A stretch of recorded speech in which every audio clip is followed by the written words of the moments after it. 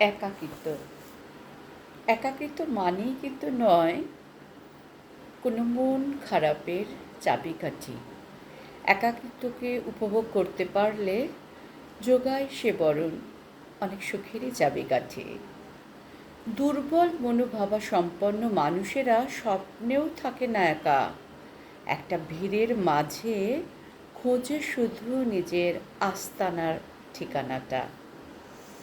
একাকিত্ব তখনই আসে মানুষ যখন মানুষকেই চিনে যায়।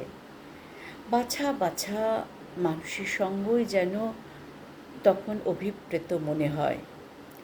দুজন মানুষ যখন পারে না সহানুবস্থানের সুখ, তখনই সে খোঁজে এক মুঠো অলীক স্বাধীনতার থাকার এক সুখ।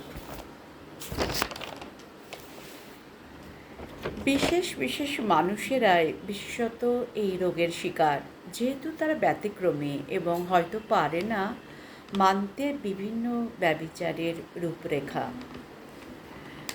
বিশ্বের কবি, শিল্পী, সাহিত্যিকরাই বাঁচেন এই একাকিত্বের সুখ, কারণ তাদের সৃজনশীলতা তাদের মনের কাছে অনেক অনেক মানসিক সুখ।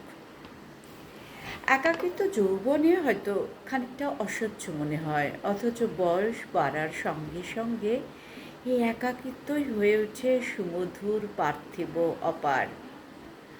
শুধু রোগ ভোগ সুখের সময় মানুষ মানুষের সঙ্গ খোঁজে, ওইটুকু ম্যানেজ করতে পারলে একাকিত্ব মধু এবং অনেক সুখের।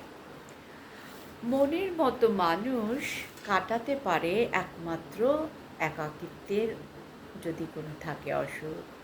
তাই সঙ্গ সুখ ব্যতীত শুধু শুধু সঙ্গ চাওয়াও কিন্তু একটা বড় রকমের অসুখ।